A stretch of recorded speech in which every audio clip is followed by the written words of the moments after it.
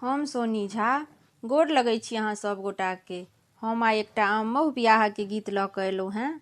आशा करै छी जे अहाँ सबके नीक लागत तऽ लाइक कऽ देबै। हमर चैनल मैथिली गीत नादके सब्सक्राइब कऽ लेब। धन्यवाद। प्रेमक डोली चढ़ी चलली सीता दाई हे सखी आमहु बियाह। बाजन बजैया अनमोल हे सखी आमहु बियाह। प्रेमक डोली चढ़ी चलली सीता दाई हे सखी आमहु बियाह। बाजन बजैया अनमोल हे सखी आमहु बियाह। कोने बाबा बगिया में आममहु गछिया हे सखी आमहु बियाह। कोने बाबा बगिया में आममहु गछिया हे सखी आमहु बियाह।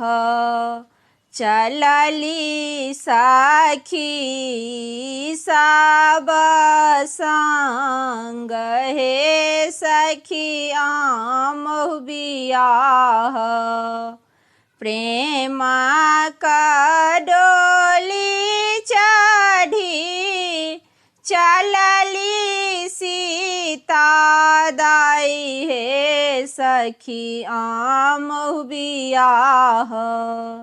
बाजन बजैया अनमोल हे सखी आमहु बियाह। जनक जी के बगिया में आममहु गछिया हे सखी आमहु बियाह।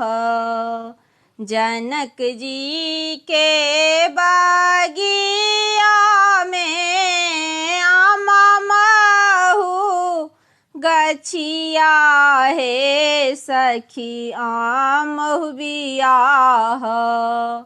चलली सिया धिया जुहे सखी आमहु बियाह। चलली सिया धिया जुहे सखी आमहु बियाह।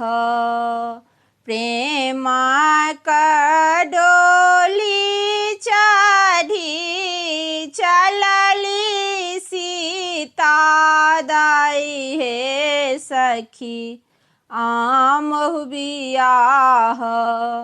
बाजन बजैया अनमोल हे सखी आमहु बियाह।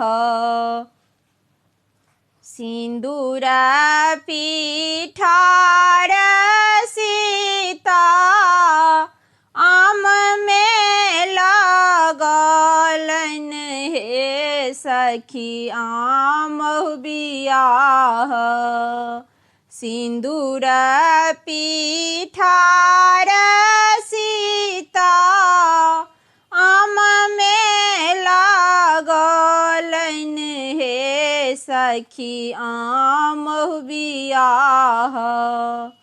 पियर डोरा ले पटाय हे सखी आमहु बियाह। प्रेमक डोली चढ़ी चलली सीता याद आई हे सखी आमहु बियाह बाजन बजैया अनमोल हे सखी आमहु बियाह।